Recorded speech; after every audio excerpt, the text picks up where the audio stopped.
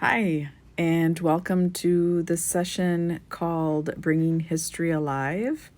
This is part of a WCSS recorded session in which would have been taking probably 50 minutes, and now I'm going to try to condense it to about 5 minutes. So if I go a little long, I apologize. Feel free to fast forward or just take the links and use how you see fit into your classroom. I'm Angela Regan, and I've been teaching social studies, sixth grade social studies, for 21 years. And with that, my content has been pretty much the same, ancient civilizations. And as being a sixth grade social studies teacher, my students come in with minimal understanding of history. They have had, some in their elementary, but the depth and abstract level of history has been is quite new, I should say, for them when they come into sixth grade, and they have it for 70 minutes a day, which is also another piece. So I would try to work on activities that are engaging, not a sit and get type of environment, and try to make it as hands-on and relevant to the students as possible. As we are in lockdown mode, as they say, for the coronavirus, I came across some free subscriptions that may be relevant to history teachers. I know social studies has the scope of many bands of, like psychology and economy and poli-sci, but we, as history teachers, these might be some options for free subscriptions or resources for you to use. As we move on here, again, trying to make our students understand that history impacts us, and that is one of my biggest goals for my sixth graders, to understand the why. Why should we study this? How does it impact us today? And the relevancy in them as future history makers. Hands-on and relevant. So again, make it meaningful for your students. See how these activities work best for you. Hopefully they'll influence you for you to use in your classroom. I organize our content using the GRAPES model: geography, religion, achievements, politics, economy, and society.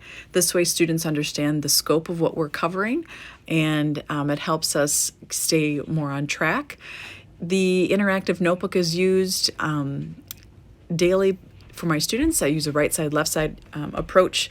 The right side is the teacher input, where it might be notes or a video guide and things of the nature that are more structured. And the left side is the student input, where students are processing the information through a variety of different opportunities. I provide a menu of options for them to process. I make my targets and learning goals and essential questions kid-friendly, so that they are understood by the students. The students feel that they can attain and understand what they're learning, so that they can be more successful in the classroom. One of my first units is archaeology, and their job is to simulate the job of a social scientist. So the job of the social scientist is to perform an archaeological dig. I'll take pictures of the objects or artifacts that we're going to study in our class. I'll cut them up into puzzle pieces and bury them into a box of sand. Students, it could be also broken pieces of broken pots, for example. Just be careful of sharp edges, trinkets, or other items that could relate to what you're studying. They then, once they retrieve the pieces out of the sand, they put the pieces together. They find the matching picture artifact in the photo gallery around the room. Then they read about it, acting as historians, thinking about it, understanding the relevancy of it, and then typically corresponding to a written activity. As you can see, it's like a shoebox size of sand. The puzzle pieces you can see as they put them together, and engaging in their interactive notebook to process the information they've learned. For Mesopotamia, I have hands-on activity to simulate the economy and the society of Mesopotamia. One of their favorites is Barter Bonanza. I still have students returning back to me saying, "Are you still doing Barter Bonanza?" It's trading Halloween candy. And students simulate the idea of negotiating and record keeping, understanding the supply and the demand, what economy means.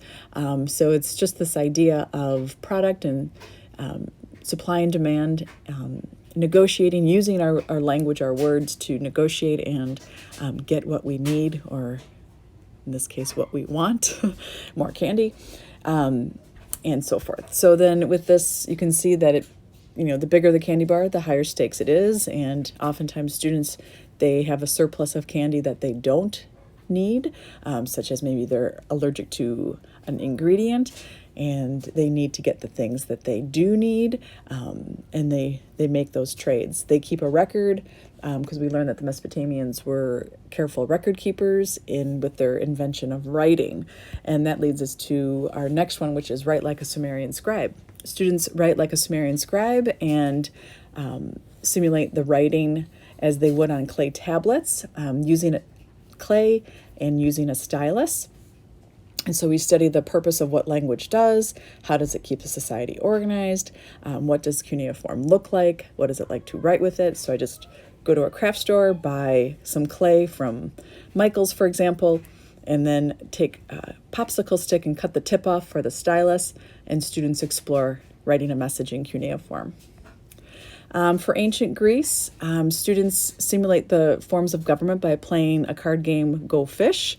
They organize themselves. They take on the role as the leader. So, for example, they could be a dictator in a tyranny, for example, and they then make up their own rules as a dictator would, right? They rule harshly. They rule with single authority.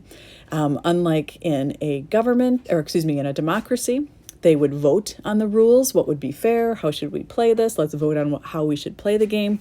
You can see in the lower right corner a student sitting on a higher chair, showing his authority as the monarch. What you can't see is the crown he's wearing, but they then, the rest of them sit on the floor as their lower subjects to the king. There's some more pictures. They're voting on the rules. All in favor say aye. Another one is a bracketology, which is a very common, I know a lot of people use this. I use it to study the Greek achievements. I have a video that goes along with it. It recaps what we've learned. They put down their top 8 or 7 achievements in Legacies of Ancient Greece. They narrow it down to 1, and that turns into a CER, a claim, evidence, reasoning, writing assessment. Some other processing activities just leading to ancient Greece. I do what's called Greek philosopher mix-up. I have students choose a Greek philosopher that we've studied, and then they take their characteristics and beliefs and mix it with their own. And then also table texting, which I'll explain. So it's just a funny Greek philosopher mix-up. They take characteristics of a Greek philosopher, they use those, and they come up with a new Greek philosopher, oftentimes mixed up with what they believe in themselves, the students. Table texting, looking at the forms of government. I give them a sheet that is, the link there for table texting will show you what the form looks like, but you have these talk bubbles, and they go back and forth. They pass the sheet back and forth, and they write down. They have a conversation based on the form of government, and I don't like only the rich could rule, right? Exemplifying oligarchy, and they have a conversation back and forth, and it processes through what they know and understand about that form of government. Ancient Greece also, Greek mythology is a big one, so I'll do an activity called the Odyssey, and the students are on teams, and they are their goal is to summit Mount Olympus, and to do so they have to go through a series of obstacles and activities and myth reading to earn points, and the more points you have, the higher you rise on the mountain. I have a mountain picture in my room, and the teams make like medallions, so they have a team name, a team logo, and they draw it on the medallion, and then we move them up according to the number of points they earn, and the first to summit Mount Olympus wins a front row seating to Percy Jackson, and the gods provide snacks and drinks for them. The Greek Olympics is also a good thing, right? Getting outside, doing some activities, wearing the laurel wreath as they win these activities. We'll do like a waiter or waitress race, long jump, javelin. My personal favorite is boxing, which is actually just a box of materials in which the students have 30 seconds to look at the box of materials. I close the box and they have a minute to write down as many of the objects they remember inside the box. No blood is involved. Another one is building a Greek temple. So on an obstacle in which to earn points, whoever built the highest, right, for every inch your tower is, you get 1 point. So they're using dried spaghetti and marshmallows. So it's a team building activity. They love that one. Ancient Egypt. Two of the activities that we do to make it more engaging was that we do a journey down the Nile. They simulate a tour guide and they study a monument in ancient Greece and they provide that as a presentation. And students learn about various monuments that are built along the Nile. The mummification without blood and guts. I borrowed that's the journey down the Nile. And each person, as you can see the guy in the green striped shirt, he is like a tour guide and he's giving a tour to students on the monument that he built along the Nile. Mummification, I borrowed a human body model from the science department that had removable organs. And so we used that as a simulation to demonstrate the mummification process and the important role that priests had. That was very cool. There they are, being the priests in the mummification process. Status in Rome. This one is that they simulate the role of the patrician, which is the wealthy class, and the plebeian, which is the poor class. And the description in which I have linked there is that people are given certain tickets. So the purple tickets are the royalty, the blue tickets are the working class, and while the people at the red tablecloth tables are having cookies and juice, and they're welcome to have more. They get to do some drawing. They get to just relax, have conversation.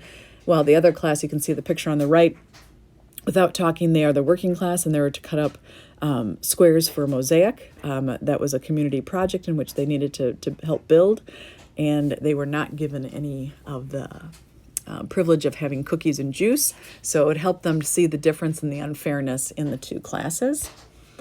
Some other fun activities that I've thrown in here are one of my favorite in writing activity is called $1.45, in which students, each word, I give them a question, and then for each word they write is worth 10 cents. And in the description there, some words are worth 5 cents, like your conjunctions are worth 5 cents. And so they have $1.45 to spend to write a answer to the question I've given them. It helps them with word choice. Sometimes I'll give them a word bank of words they have to use, key vocabulary words. Map scraps is another one, and then rock, paper, scissors, jump. Map scraps are fun. Grabbed a puzzle it was at a garage sale. I don't think all the pieces were there, so I've used them to have kids identify what's the place in which they are from, or what state they're, or whatever country maybe you're looking at. But in this case, it was a United States map. What state is it in? What cities are around there? What's the capital of that state? What are the neighboring states? You can provide a variety of questions. And then there's an example of have students making them by just clipping a certain picture from a map. Rocks, paper, scissors race is fun because then you can have students just do some team building. Essentially, two teams are on either end. They jump on the circles, and as soon as they meet, as you can see in the picture, they do rock, paper, scissors, jump. Whoever wins continues. The goal is to get the other team on the other side. And then those who lose have to go back to their side. So it's a fun activity. And I believe that is it. My email address is there. Feel free to email me with questions. I'm hoping that you have a safe and healthy lockdown, and I hope some of these ideas have inspired you to be more hands-on with ancient civs. Thank you.